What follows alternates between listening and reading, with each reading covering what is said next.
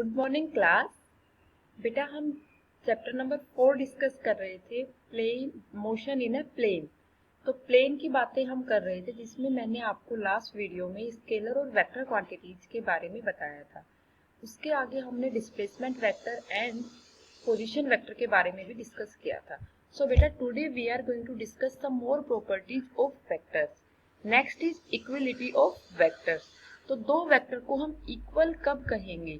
दो वेक्टर बेटा सपोज करो हमारे यहाँ दिए हुए हैं, this is first vector, this is second vector, A vector and B vector. A vector is OP, B vector is Q S. बेटा ये दोनों की टेल है, ये दोनों के हेड है, तो इनकी डायरेक्शन आप क्या बोलोगे? O2P and Q2S।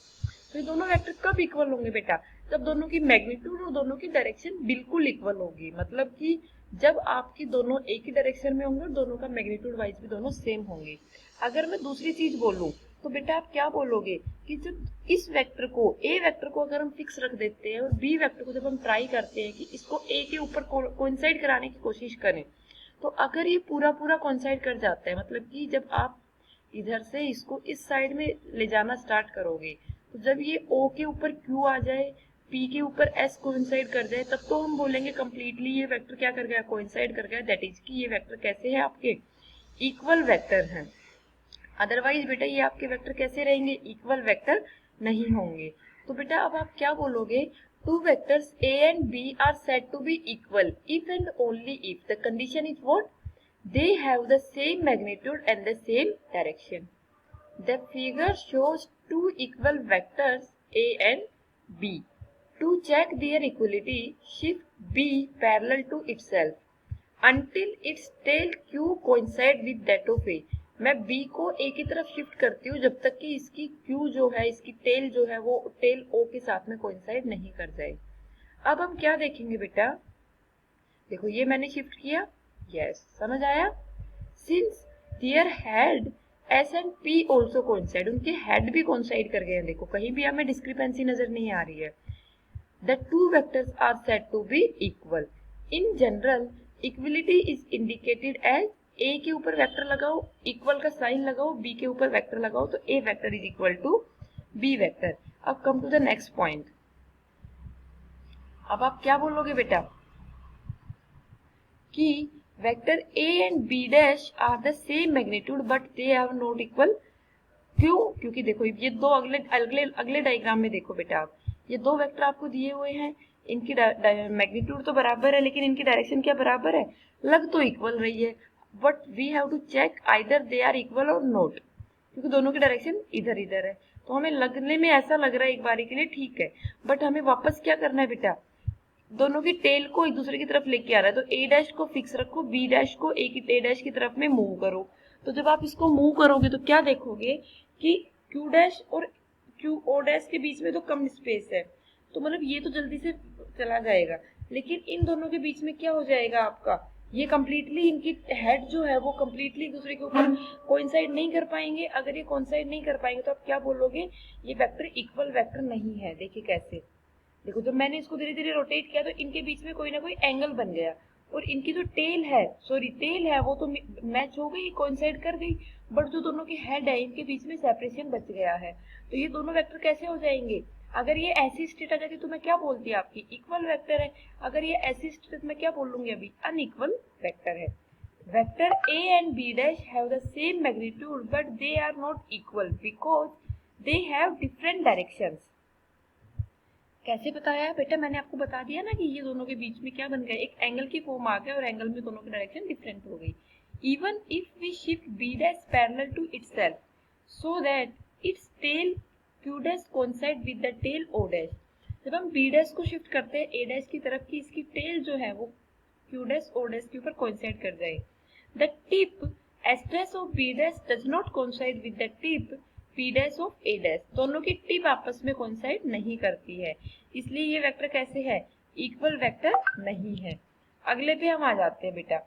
अगला आपका क्या है? थर्ड पार्ट, कि ये जो पैरेलल वेक्टर है इसमें देखो, अब आप दोनों की डायरेक्शन तो सेम है लेकिन दोनों का मैग्नीट्यूड कैसा है? इक्वल नहीं है। जब हम इसको इसके साथ करेंगे तो आपका क्या बोलोगे आप? डबल डैश की टर्म में, कि ये भी आपका कैसा है?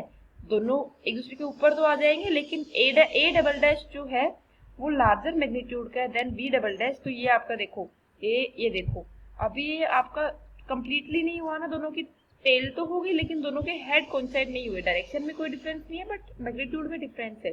So these are not also equal vectors. So बेटा vectors a double dash b double dash have the same direction but they are not equal because they have different magnitude। magnitude different है तभी तो वो दोनों अलग अलग आए, otherwise तो इनकी हेड भी कोइंसाइड कर जाते। I hope this is clear to all of you the equality of vectors। Come to the next point, few fundamental definitions in vector algebra। First है आपका नेगेटिव वेक्टर। बेटा नेगेटिव वेक्टर आपका क्या होता है, देखो सबसे पहले हम यहाँ चलते हैं। नेगेटिव वेक्टर नाम से ही पता चल रहा है क्या कि किसी भी चीज का नेगेटिव, अगर कोई चीज ये वेक्टर इस तरह से दिया हुआ है तो इसके डायरेक्शन में भी बिल्कुल ऑपोजिट आ जाए और इसका मैग्नीट्यूड बिल्कुल बराबर रहे, और फिर जो वेक्टर बनेगा वो आपका कैसा होगा, negative vector. The negative of a vector is defined as another vector having the same magnitude but drawn in the opposite direction. कैसे डिनोट करोगे बेटा, negative vector of A is minus of A vector. हमने minus A vector के terms में इसको denote कर दिया। जैसे कि देखो अभी इससे एक नया वेक्टर आया, ये देखो वापस रोटेट हो रहा है, रोटेट होके ये क्या बन गया, इधर बन गया माइनस ए। और बेटा एक और प्रॉपर्टी है इसकी कि जब आप इस वेक्टर को जो माइनस ए है इसको इधर कोइंसाइड कराओगे तो ऑपोजिट जो थिंग्स हैं, हेड के ऊपर टेल और टेल के ऊपर हेड, ये कोइंसाइड कर जाएंगे। तो फिर अपना ये क्या बचेगा, बिल्कुल कोइंसाइड कर जाते हैं, ये देखो बिल्कुल कोइंसाइड कर गए ना, और ये क्या हो गया, खत्म हो गया। तो ये वेक्टर कैसा बन जाएगा आपका, a प्लस माइनस ए। जब दोनों वेक्टर को हमने ऐड कर दिया तो क्या आ गया, a plus with minus A vector that is negative A vector that is equal to में जीरो वेक्टर। कुछ नहीं बचा वहां पर। जब आपने 5 में -5 को ऐड कर दिया सपोज करो तो आपका क्या बचा, जीरो बचा ना। सिमिलर वे में आपका यहाँ वेक्टर एडिशन में भी क्या हो रहा है, जीरो बच रहा है बेटा। I hope this is clear to you. अगला आ जाता है इक्वल वेक्टर।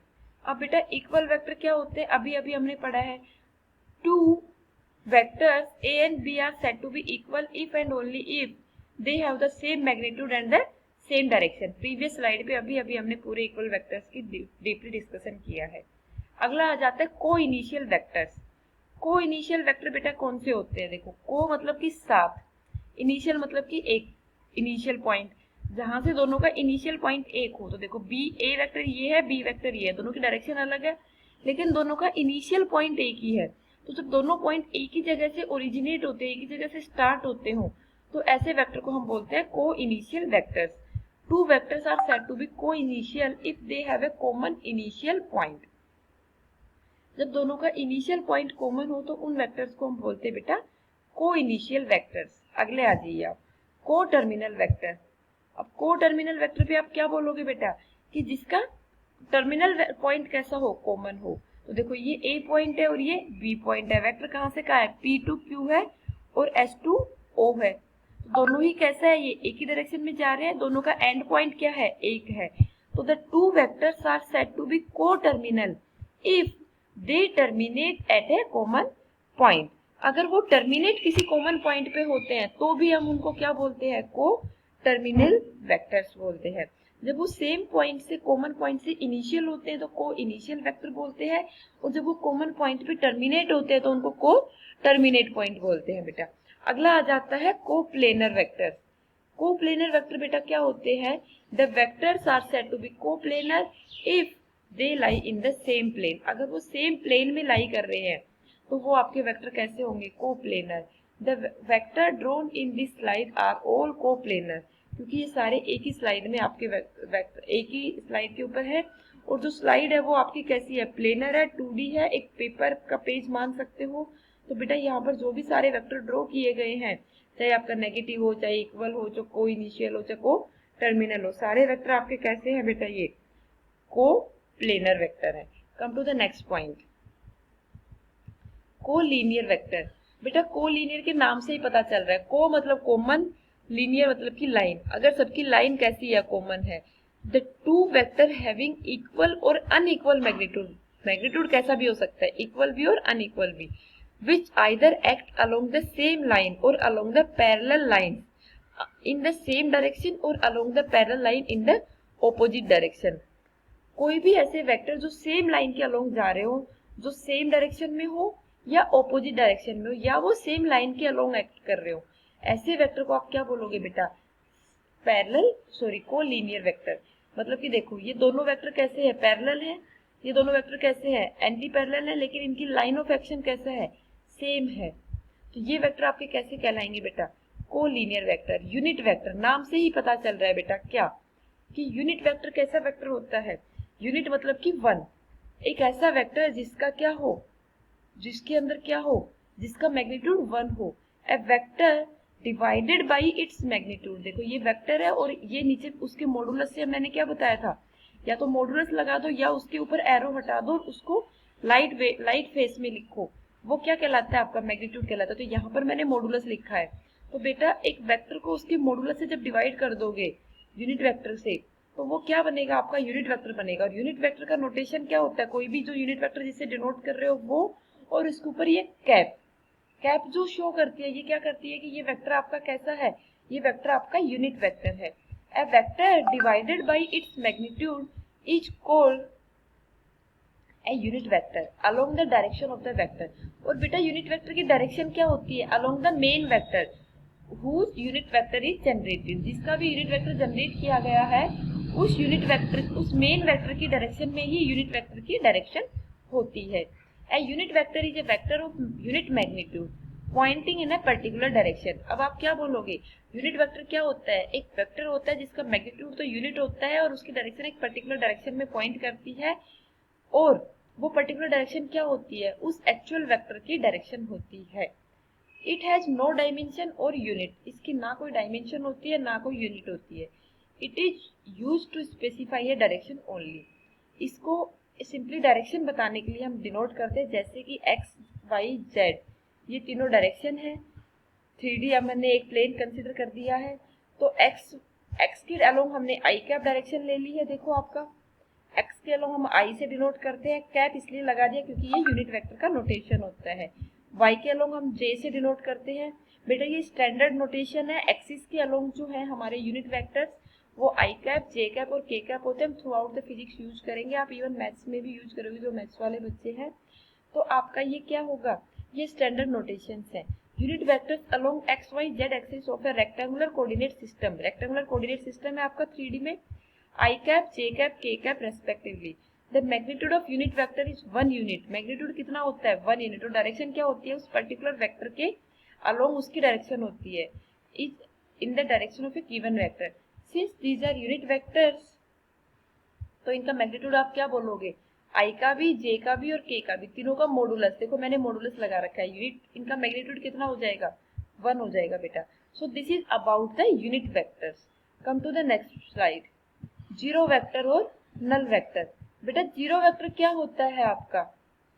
जीरो वेक्टर आपका होता है बच्चे क्या कि जिसके अंदर कोई भी वेक्टर का